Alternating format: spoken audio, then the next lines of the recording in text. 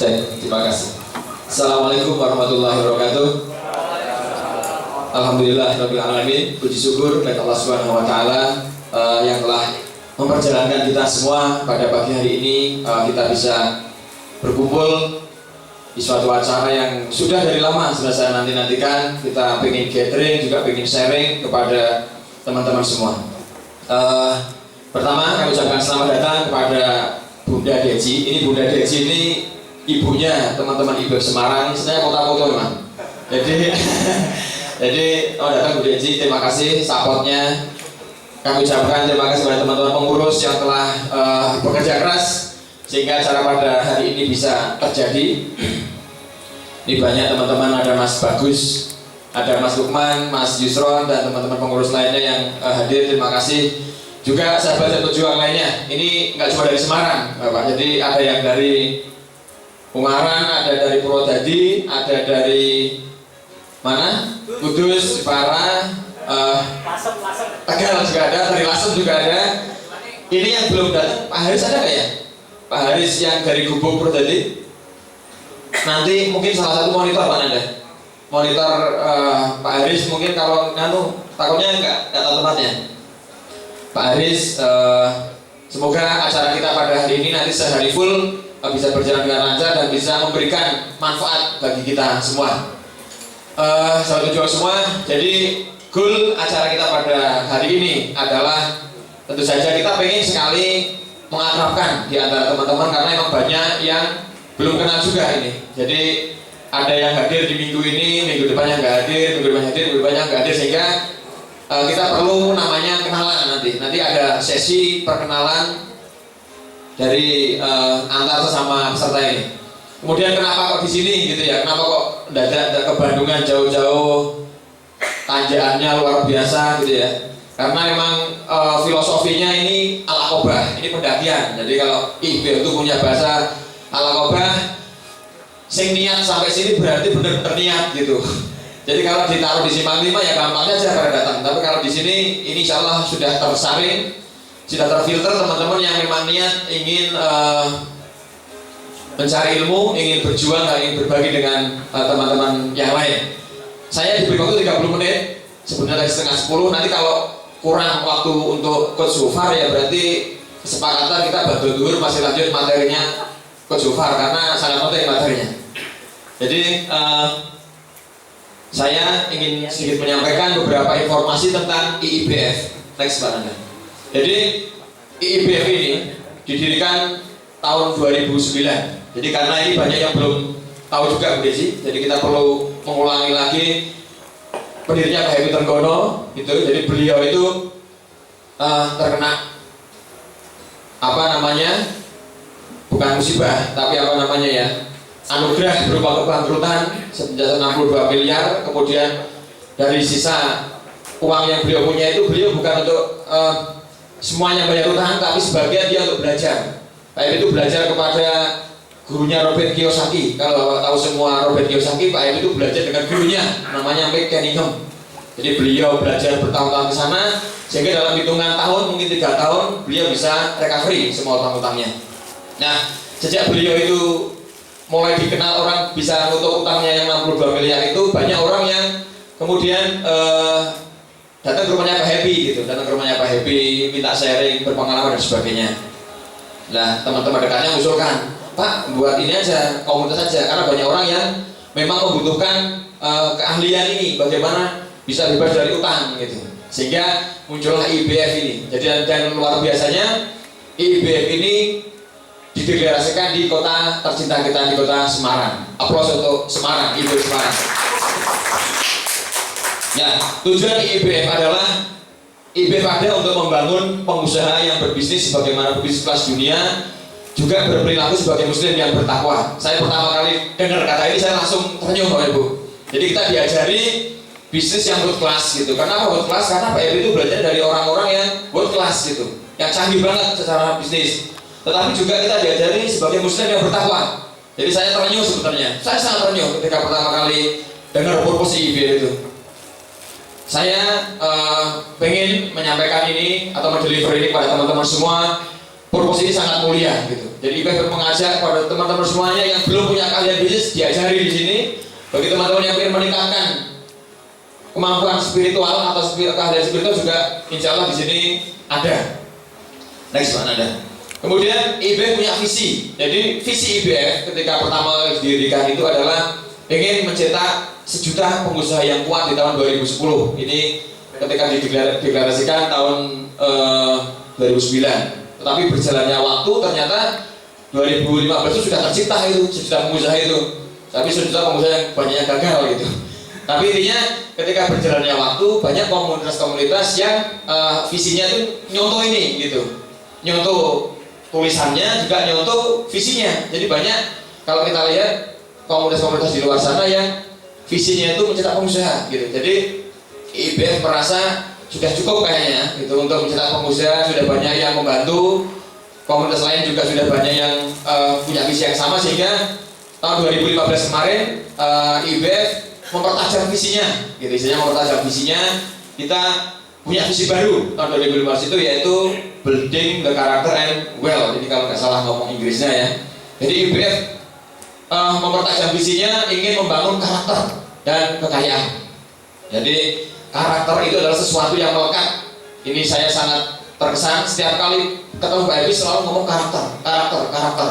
Jadi yang paling penting setiap pengusaha jika sudah memiliki karakter yang bagus, bukan karakter yang pengusaha nakal, pengusaha yang abal-abal itu, insya Allah kita akan selamat gitu. Jadi IBF punya visi baru. Nah, belum ada, balik lagi. Jadi salah satunya itu membangun kekayaan juga gitu.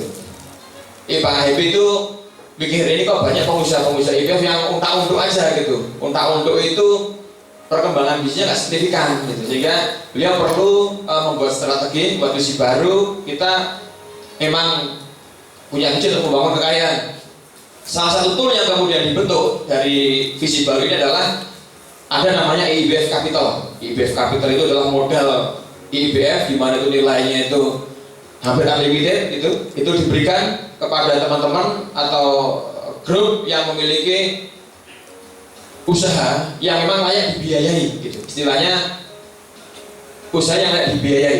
Jadi tahun 2015 ini sudah mulai. Sekarang ada satu proyek besar yang akan jadi pilot projectnya yaitu BG Bimbel.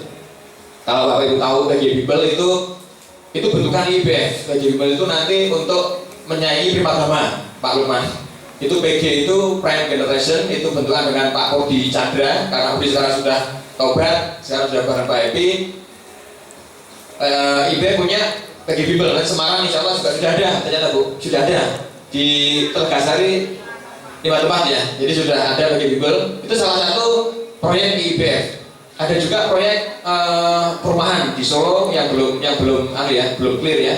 Ada juga proyek mini hidro atau pembangkit listrik di Medan kalau tidak salah, itu juga lagi proses istilahnya apa? Due diligence gitu. Jadi nanti teman-teman tidak tertutup kemungkinan. Karena apa? Karena modal ini memang bukan masalah sebenarnya. Nanti kalau kita sudah mengerti pelan-pelan ilmu IBF akan tidak jadi masalah permodalan ini. Karena IBF support gitu, Pak Epi support. Tapi ya yang bisa istilahnya bisa dipertanggungjawabkan gitu istilahnya. Nanti kalau Ibu punya konsep usaha apa, pengen diajukan di IBF itu bisa, tinggal diajukan sana. Nanti kalau memang memenuhi dipanggil untuk presentasi. Itu salah satu visi IBF ke depan. Kemudian value IBF itu punya value membangun karakter. Ini yang tidak diambil oleh komunitas lain. Ini menjadi value kita. Jadi teman-teman yang IBF itu harus bangga gitu karena kita membangun karakter. Kita juga kita punya value business with confidence. Ini saya merasakan sendiri. Ketika saya bergabung IBF, saya lebih confident, saya lebih percaya diri. Jadi saya sedikit cerita sejarah saya masuk IBF itu ketika tahun 2011 saya itu terpuruk gitu ya, yang bagi saya banget lah gitu karena penghasilan sudah habis, kemudian proyek juga belum jalan. Sementara itu saya punya cicilan gitu, cicilan saya dulu banyak juga gitu. Saya juga ya cicilan mobil, cicilan ini dan sebagainya. Saya itu karena nggak punya teman gitu di Semarang, nggak punya komunitas, Saya malam-malam itu ngalamun gitu di rumah, di kantor saya kan di rumah dulu, di kantor lantai 2 itu ngalamun, dia pikir gitu ya, nyari-nyari informasi dan sebagainya, ketemulah IIBF ini. Jadi ketika pada waktu itu saya hanya mendengarkan audiobooknya saja sampai tahun 2012 saya. Jadi saya kenal 2011 itu hanya lewat internet, lewat mendengarkan audiobooknya Pak Happy, dan belum pernah ikut ininya, belum pernah ikut workshopnya gitu. Saya baru ikut tahun 2013 awal. Itu saya sudah pede banget saya pada waktu itu, karena terbukti pada waktu 2011 saya nggak punya apa-apa itu, yang hampir saya jual mobil karena cicilannya terlalu berat. Saya bisa endingnya ketika saya kenal IIBF itu saya bisa closing, bisa dapat proyek nilainya 2 miliar dulu. 2 miliar di PLTU. Saya supplier mesin Pak, supplier mesin-mesin PLTU, jualan konveyor. Kita dapat proyek itu 2 miliar di PLTU Labuan, Banten, tanpa modal dan dapat DP. Itu ilmu dari IIBF saya dapatkan. Percaya diri sekali. Kok bisa ya ternyata ya. Jadi saya bisa dapat proyek 2 miliar tanpa DP, pada waktu dapat tanpa modal, dapat DP juga ya gitu. Jadi saya sangat percaya diri gitu. Nah, apalagi setelah saya ikut apa itu namanya? Ikut workshopnya. Saya ikut workshop tahun 2013 di Puncak pada waktu itu. Jadi ini value yang dipunyai IIBF. Dia pengen bangun karakter, dia juga punya value bisnis dengan percaya diri gitu, dengan confident. Sehingga teman-teman, saya mengajak pada sahabat pejuang semua, ayo kita perdalam lagi, kita apa istilahnya itu, kita luangkan waktu memang untuk bisa sering sharing seperti ini gitu. Karena kita butuh komunitas, kita butuh coaching gitu, karena pemain bola hebat itu butuh pelatih gitu. Seperti itu kira-kira. Next, nah ini workshop yang reguler yang ada di IIBF. Ini Semarang juga ada, Pusat juga ada gitu. Yang pertama yang workshop yang wajib itu workshop how to be debt free, bagaimana kita bebas utang. Saya ketika ikut workshop ini pertama kali dulu di Puncak Bogor, luar biasa. Karena yang datang itu kebanyakan orang yang punya utang gitu. Jadi saya di utangnya itu nggak ada 1 miliar sebenarnya. Yang datang itu 13 miliar, 8 miliar. Jadi saya itu, saya berarti belum punya utang istilahnya. Masih belum sekolah kalau Pak Happy. Pak Happy itu kalau 15 miliar itu masih SD katanya. Jadi saya kalau belum 1 miliar berarti belum playgroup gitu. How to be debt free. How to be debt free itu tidak diajari nyaur utang Pak, tapi diajari kita itu bagaimana fokus di solusi. Kita fokus di peluang gitu. Jadi kita diajari bagaimana dapat duit bukan dari bank. Jadi kita hikmah yang saya dapat dari How to be debt free, saya sekarang pakai investor Pak. Jadi bisnis saya ini supaya saya sekarang pakai investor, saya nggak lagi mau nambah utang bank. Jadi saya pakai investor. Kita juga diajari jadi di luar sana ternyata ada namanya itu unlimited capital Pak. Ada modal yang tidak terbatas. Itu diajari di sini. Diajari di How to be debt free. Kita bagaimana bisa ngambil peluang-peluang itu gitu. Karena ternyata emang duit itu banyak banget loh Pak. Di Semarang itu kalau Pak Happy bilang tuh itu di langit itu ada triliunan rupiah itu. Cuma untuk bisa pindah dari dompetnya Pak Hasan Toha misalnya pindah ke dompetnya Mas Taslim itu ada caranya. Yaitu diajari di sini. Itu namanya good deal Pak. Nama caranya itu good deal yang bagus gitu. Asal kita bisa buat deal yang bagus, maka uang itu sudah berpindah dari orang yang punya uang ke kita yang nggak punya modal ini. Itu bisa. Itu diajari di workshop How to be debt free. Kemudian workshop finansial literasi. Ini kita diajari bermain cash Pak, menguasai ilmu cash gitu. Dulu saya sering sekali akhir bulan sulit gajian gitu, karena saya nggak punya cash. Saya punya uang tapi berupa piutang. Nah di sini diajari. Bahkan Pak Hasan Toha pun bilang begini ketika selesai workshop ini, saya baru tahu bagaimana memperlakukan cash. Itu yang ngomong orang yang bisnisnya 400 miliar katanya tahun 2009 itu. Apa itu asetnya itu? Itu yang ngomong Pak Hasan. Jadi saya baru tahu bagaimana saya memperlakukan. Karena ada Pak orang yang takut megang cash itu ada banyak gitu. Ada orang yang kalau megang cash mesti bolong gitu. Kalau saya dulu kan gitu saya. Sekarang ya lumayan nggak bolong. Jadi di situ diajari bagaimana kita memperlakukan cash. Sekarang saya alhamdulillah tak jaga selalu punya uang cash Pak. Bagaimana caranya? Gitu. Karena nggak ada bisnis yang bangkrut ini loh, apa istilahnya kata-katanya kayak gitu. Jadi nggak ada bisnis yang bangkrut karena rugi. Yang ada itu bisnis yang bangkrut karena nggak punya duit cash. Bapak ibu ya, nggak usah punya duit cash lah, nggak usah punya, nggak usah untung lah. Tapi duit cashnya miliaran di rekening gitu. Jadi aman. Silakan Pak. Jadi finansial literasi ini ilmu yang sangat fundamental. Tetapi memang hidayahnya masing-masing Pak, karena nggak semua orang hidayah. Levelnya hidayah itu berlapis-lapis, levelnya pasti biasa saja. Ada teman yang levelnya luar biasa. Jadi dengar dari finansial literasi, jadi dia nggak punya duit 0 rupiah, ya, pabriknya itu nggak punya 0 rupiah, dia sekarang bisa saving uang itu 11 miliar Pak, 3 tahun. Jadi 11 miliar 3 tahun bisa saving uang dari ilmu finansial literasi. Sekarang nggak punya tutup karena terjadi konflik internal gara-gara uang tadi. Karena dulu nggak punya duit, tiba-tiba punya duit 11 miliar, partnernya pada berantem, wah minta bagian sebanyak bubar pabriknya, tetapi dia nggak masalah gitu. Karena apa? Karena dia pegang duit 6 miliar sekarang Bu. Jadi ini ilmu cash Pak. Bagaimana kita memainkan, kita bagaimana memperlakukan cash ini luar biasa. Jadi ini namanya workshop finansial literasi. Nanti Bapak Ibu kalau ada workshop ini, saya sangat rekomendasikan untuk bisa ikut. Saya pribadi baru ngerti uang itu ketika ini Pak, jujur ngerti uang itu apa bahasanya ya. Oh ternyata aku harus begini kan, begini itu pada waktu setelah ikut finansial literasi. Ini workshop pertama kali yang saya ikuti. Kemudian workshop Ambassador Camp ini juga menjadi salah satu goal kita Bu, salah satu goal. Jadi ini goal kita di acara ini. Ambassador Camp Jawa Tengah DIY akan diselenggarakan tanggal 29 sampai 30 April di Kaliurang. Nanti saya harapkan semua teman-teman yang hadir di sini kalau bisa ikut semua gitu. Karena itu penting sekali. Itu bagaimana kita bisa menjadi ambasador, bisa menjadi duta dari pejuang ini Pak. Kita nanti akan diajak banyak sekali, dan Pak Emi juga hadir di Kaliurang itu. Saya harapkan teman-teman sebisa mungkin bisa hadir agar kita bisa dapat ruhnya IBF itu Pak. Ambassador Camp namanya. Kemudian pengajian Al-Aqobah, ini pengajian khas IBF. Kenapa Al-Aqobah? Karena pendakian. Al-Aqobah itu artinya pendakian Pak. Ini biasanya diselenggarakan di vilanya Pak Evi di Ciawi. Nanti kalau teman-teman dapat kesempatan satu persatu ya ke sana Pak gitu. Semarang pun nanti suatu saat akan menyelenggarakan gitu, versi Semarang Al-Aqobah. Itu acaranya itu mulai dari maghrib Pak, batu maghrib, bisa sholat bersama, kemudian kita ada materi kajian, itu kajian. Kalau yang di sana ngisi Pak Happy sampai malam gitu, nanti kita break, tidur, bangun, sholat malam bersama-sama, kemudian habis subuh kajian lagi gitu. Itu sangat asik sekali gitu. Jadi saya kadang-kadang juga pengen, kadang-kadang itu kangen gitu kalau diundang Al-Aqobah itu.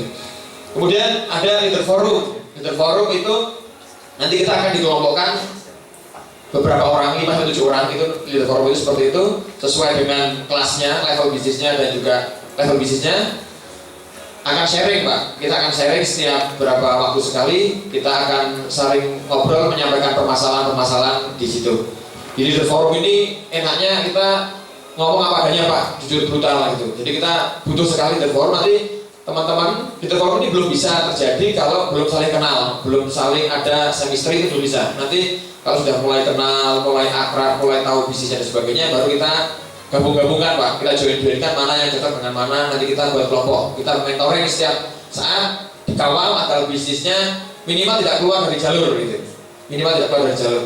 Kemudian ada juga umroh Pak, umroh IBF ini juga diselenggarakan insya Allah hampir rutin. Tahun ini nanti November umroh, siapa yang berminat nanti bisa ikut berangkat bareng Pak Happy. Bedanya dengan umroh yang lain ya, ini umrohnya bareng berjuang-berjuang Pak, gitu. Jadi asik sekali.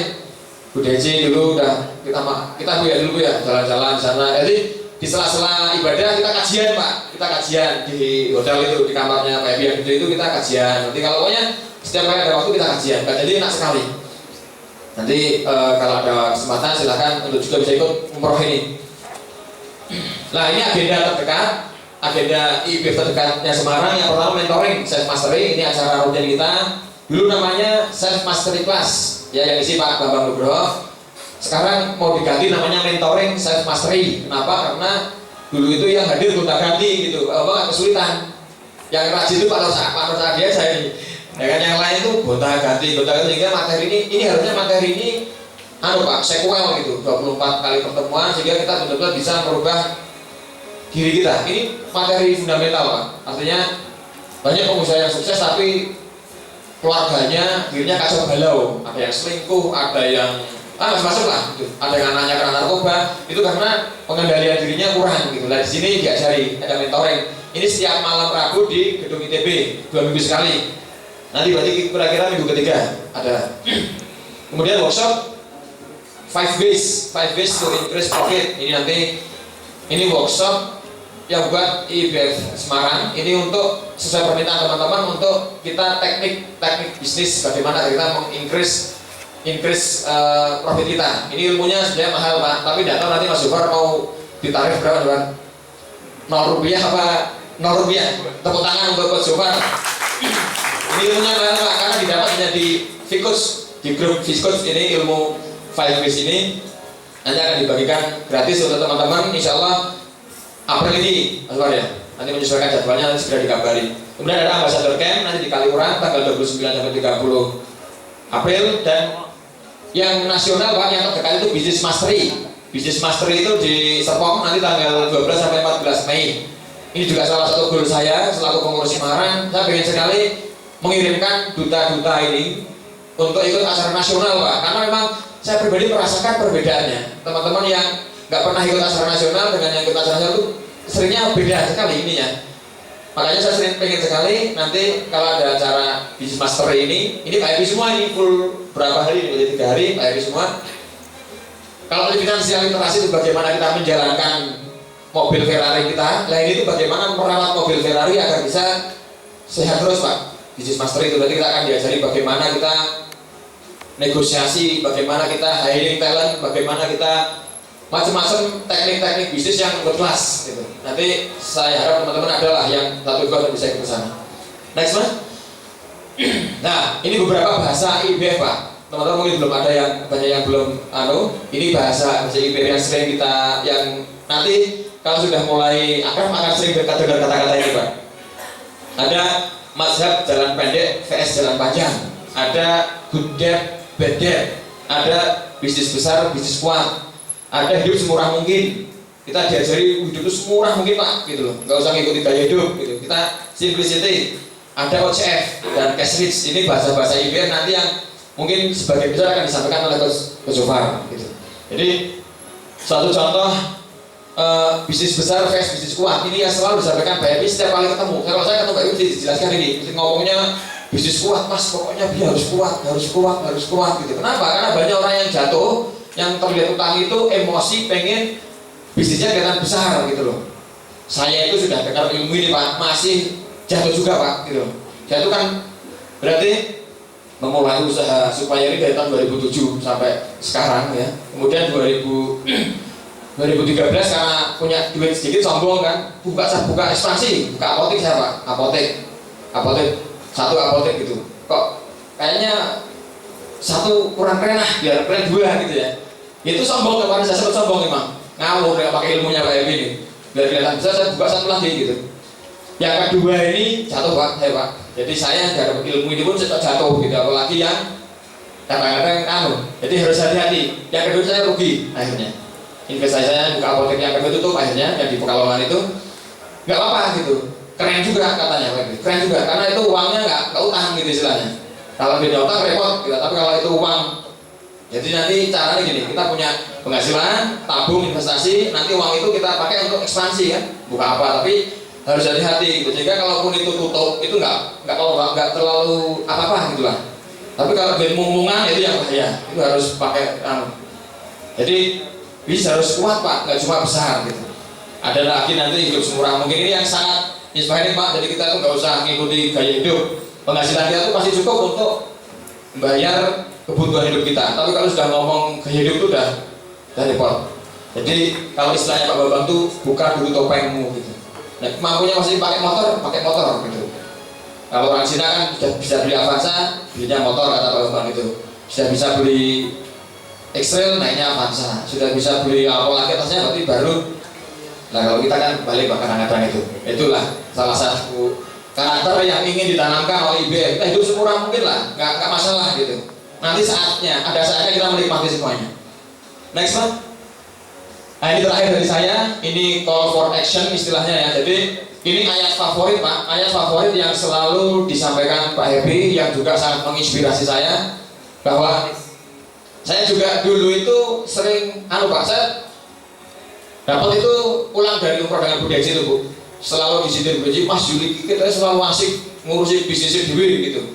Selalu ngurusin bisnis dewi, orang pernah kalau berjuang. Nah, ya bisa aku bilang, saatnya Bu kadang bilang gitu. Jadi sibuk ngurusin bisnis sendiri gitu. Jadi nggak pernah ikut mobil sana sini dan sebagainya. Nah, saya terinspirasi Bu, terinspirasi dari ayat ini, hadis qudsi Pak. Jadi hai anak Adam, luangkan waktumu untuk beribadah kepadaku. Niscaya aku akan penuhi dadamu dengan kekayaan dan akan menghindarkan kamu dari kemelaratan. Jika tidak, maka aku akan penuhi tanganmu dengan kesibukan kerja dan tidak akan menghindarkan dari kemelaratan. Kalau bahasanya Pak Ebi begini, luangkan waktumu untuk mengurusi agamaku, maka kamu akan aku kayakan. Tetapi jika kamu tidak luangkan waktumu, maka kamu akan saya buat sibuk kerja yang tidak ada habisnya Pak. Bapak, Ibu, kalau nggak percaya, buktikan. Ini ayat Pak. Ibu coba ngurusi bisnisnya sendiri terus gitu istilahnya, nggak pernah ngurusi orang lain, nggak pernah ngurusi apapun ya. Pasti Pak, jangan akan dibuat sibuk yang terus-menerus gitu. Itu sudah, kalau nggak percaya buktikan aja gitu. Kalau Pak Yusuf Mansur bilang kan sibuk tiada henti, untung tiada rugi, ya rugi tiada untung gitu. Dan selalu imbasnya, dan saya juga kadang-kadang merasakan Pak, ketika saya itu kok merasa sibuk banget gitu ya, itu mesti ada yang hilang gitu. Bapak Ibu bisa dicoba nanti. Jadi kalau Bapak Ibu, makanya saya di kampung ya jelek-jelek begini saya mau Pak, jangan jadi ketua takmir gitu. Karena apa? Karena emang itu salah satu bentuk wujud kita untuk mengurusi agama Allah ini Pak. Di IBF ini kita ngurusi Pak, ngurusi salah satunya agama itu di bidang ekonomi. Kita berbagi, kita ngajari semampu kita gitu. Kalau saya dengan Mas Zufar, dengan Mas Anda, Mas kita itu ingin berbagi tapi kok ya belum pintar ya, belum apa istilahnya itu, belum lego banget. Nah, ini ada Pak Bambang Nugroho yang lego, yang mau berbagi, ya ini Mas, bagian dari istilahnya jalan kita untuk berbagi itu gitu. Kita mengadakan aja gitu. Jadi ini call for action, ini yang menginspirasi saya untuk selalu berjalan terus berbagi istilahnya, menyampaikan sesuatu. Karena emang ini ada ayatnya, ayatnya diskusi. Barang siapa luangkan waktu untuk mengurusi agamaku, maka aku akan kayakan kamu. Tapi kalau kamu tidak mau mengurusi agamaku, maka kamu akan aku buat sibuk yang tiada henti. Demikian Ibu, mohon kurang lebihnya kami mohon maaf. Terima kasih. Assalamualaikum warahmatullahi wabarakatuh.